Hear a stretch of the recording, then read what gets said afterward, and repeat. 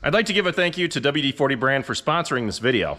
Hey everybody, it's Ryan. Welcome back to How Farms Work. We're standing out at my 11-acre hayfield today, and we're out here checking to see how wet this stuff is. So we cut this stuff 2 days ago, and it looks dry on top. Our intention was to bale it today, but let's have a look underneath and see how wet we're at. So to me, it looks and feels wet underneath yet. So what this stuff really needs is just to get off the ground. So we're gonna head over to the farm, rake this stuff up. We'll see how fast it dries out, whether or not we can start baling quite yet this afternoon. But that is the intent, is to get this stuff made before the weekend. They're calling for severe storms on Saturday. Today is Thursday. So, you know, if we gotta wait until tomorrow to bale, it's not gonna be the end of the world. I'm not gonna wrap these immediately. The plan isn't to, because we aren't making the stuff wet. I wouldn't mind if it did sweat out a little bit, because what happens if you wrap these bales immediately is that the bales will sweat. They'll accumulate moisture on the outside of the bale, and then you'll get a layer of mold on the outside, which you know, isn't absolutely terrible, but for total quality of hay, I wouldn't mind leaving them to sit out in the field just to kind of breathe for a little bit. Let's head over to the farm and start raking this stuff up.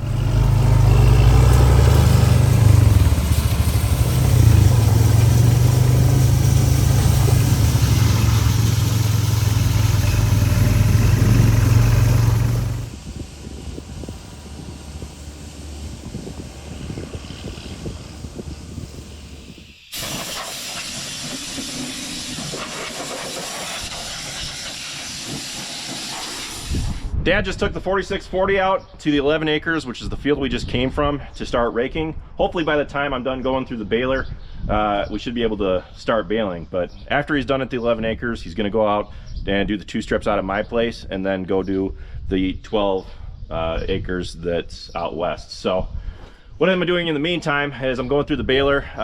It hasn't been serviced since we did oats and alfalfa, so I just blew everything off. I went through and greased it, which is super easy because it's got the grease banks on each side. But the thing that's left to do now is to lube the chains up. So this baler is driven off PTO of the tractor, obviously, but comes up to the front of the baler where there's a gearbox that comes over to the shaft here. So this shaft is what the entire baler runs off of, which means these chains are very important to make sure that they're properly lubricated, they don't get hot, don't have any or give us any issues. So what we're going to be using today is WD-40 Specialist Dry Lube with PTFE. We'll get the chains moving, and then what makes it really easy is you can just sit here and spray it as it goes around. So let's hop in the tractor and fire it up.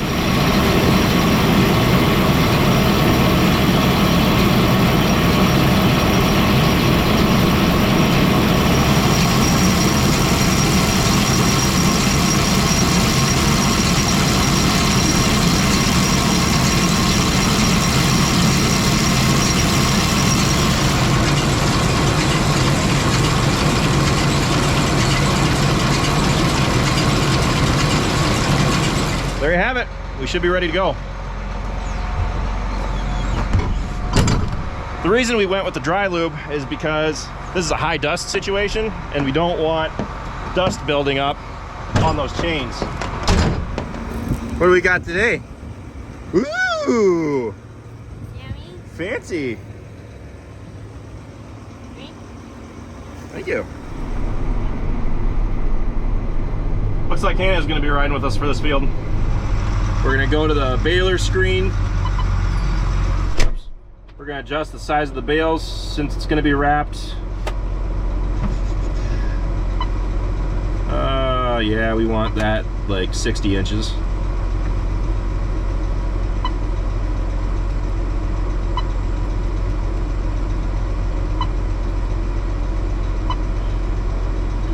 Now we're gonna go to the counter on here. Pretty sure I'm user number 2. So there's our bale counter. You guys can see how many bales I've had this year so far. We're good to start baling.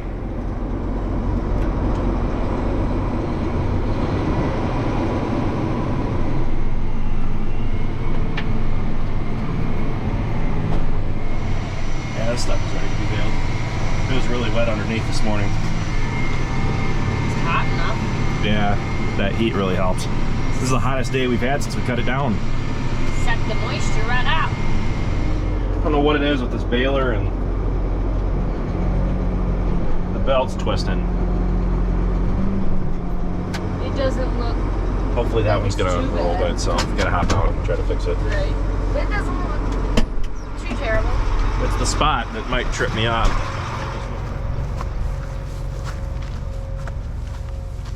Yeah, this stuff's green. It needs to get wrapped anyway, but...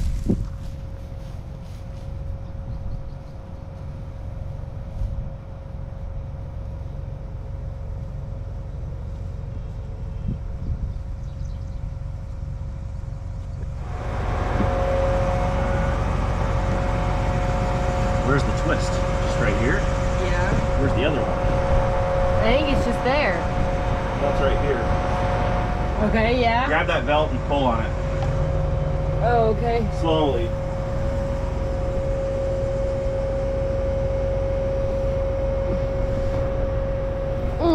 Just a second.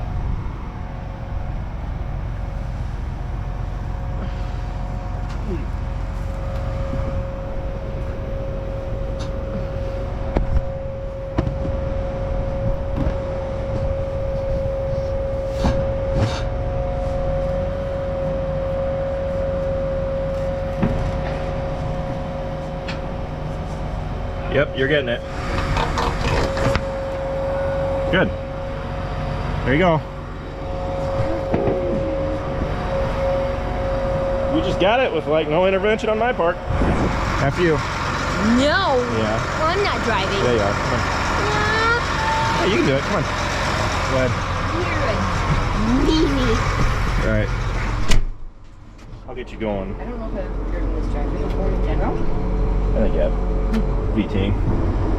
I have not VT'd. Sure. Pretty sure. Doesn't seem very Ryan of me to let you get away without VTing. Alright.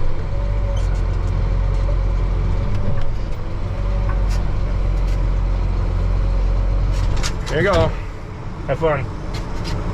Rev it all the way up. Shift lever's there. Shift lever's here? Yep, go ahead. Okay, so just, do I have to put my feet on anything? To start? I would just put your foot on the clutch here. Yep. Oh my gosh. Short. Oh, and the brakes. Yep. Don't forget the brakes. Forward. Yep. Now slowly release the clutch. You might want to shift down because you're going to be going kind of fast. You're in 11th, 10th. Let's start at 8th. There you go. Go ahead. How do I see what gear I'm in? Up here. Ooh. Okay. You're going to drive over this row. Okay, is the baler going? Yep. Okay. So keep it right underneath. And then I have to like make sure the sides are level. Yep. So you look at the monitor there to make sure that all three sensors are even. You drive it left and right to fill it up. Once it gets to 60 inches, it'll beep at you. That's when you take it out of gear and you start backing up. You already got a 24-inch bale, so. Yep. The furthest, you don't really want to run over the hay, so the furthest you want to make the hay is like on the inside of the wheel. Tires. Yeah. You're getting it kind of heavy in the center, so try to drive off to the side. Yeah, heavy. You can drive over the hay a little bit. Just try not to make it, because in extreme circumstances, when it gets to be like that, you need to almost drive over the hay just to get it even. Yeah, that's probably not gonna happen.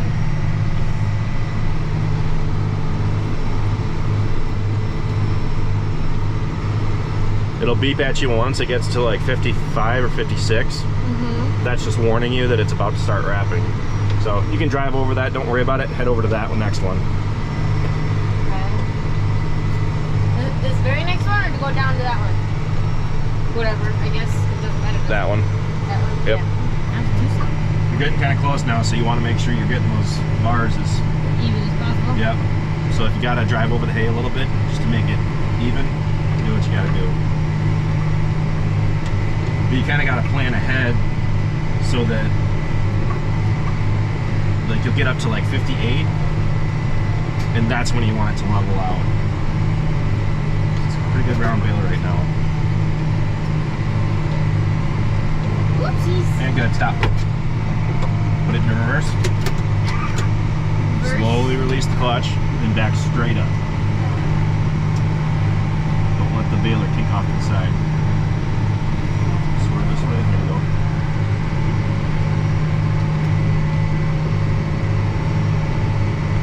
I usually let the windrow get to the front of the tractor, and then I'll kick it out, so that gives you enough space to pull ahead and close the door. So now, pick it up? number 1, you'll pull back on.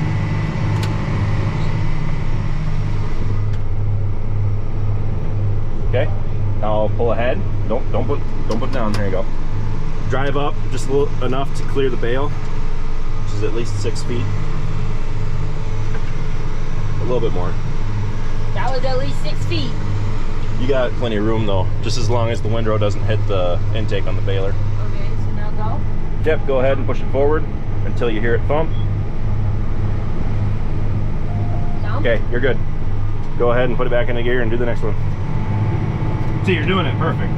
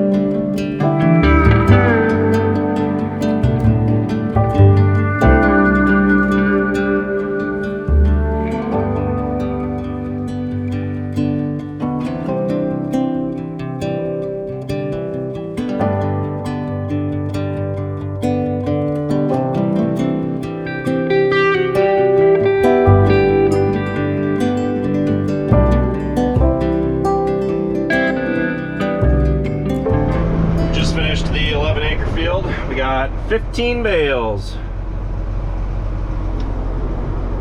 I'd say that's pretty good for second cutting.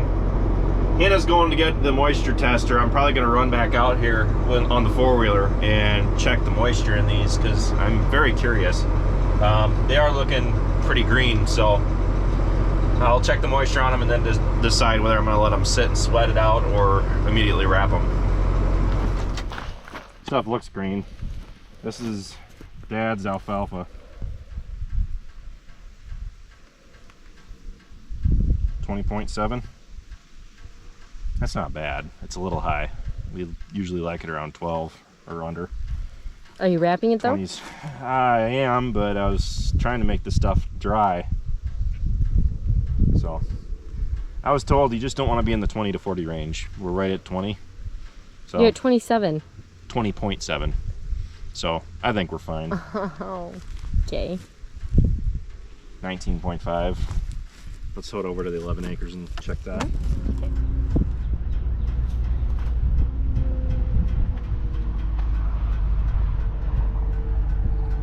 %. These bales are getting wrapped. 34.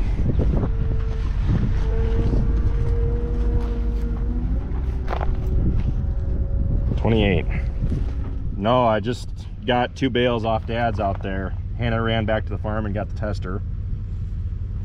The 11 acres, this bale is testing 37. How many bales do you have? I got 15 off this field. This one tested 21. We're having a bit of a debacle on what to do. They are calling for rain now in the morning. There's only supposed to be a slight chance, and they've changed the weather on us, so I'd rather personally make my stuff and then wrap it. So we're just gonna take these bales out back to my place, drop them off, come back out here and help Dad finish this field at least. We lowered the tongue on the flatbed and it feels a lot better now that it's lower, because it's not anywhere close to hitting the tailgate. Give us a lot more room. However, I kind of expect that eventually it's just going to slowly work its way down, so it's just something I got to keep an eye on.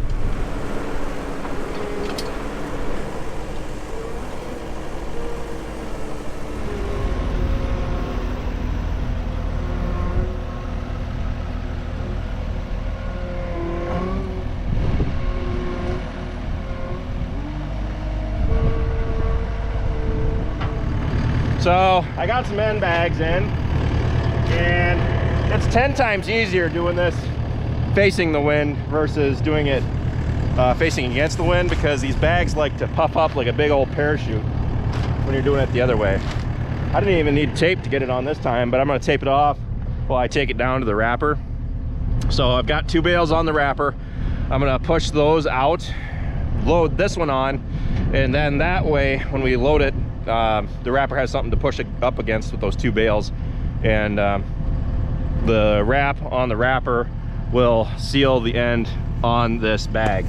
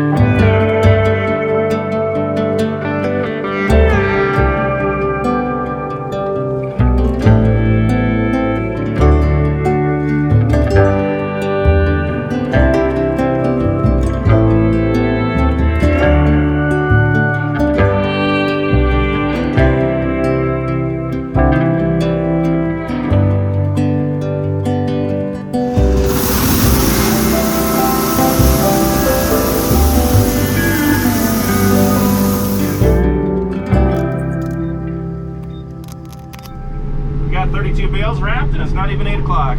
That's a pretty good day of making hay. We got 32 of my bales wrapped. Now the moisture was higher than anticipated, but they changed the forecast and we weren't able to let it sit for more time to dry. What we really should have done was tedded it out, but in hindsight, you know, we had clear forecast. So now it's going to be made into baleage. The moisture really varied. The lowest moisture that I had was 20, actually 19.7. One of them came out as, but I think that was one of Dad's.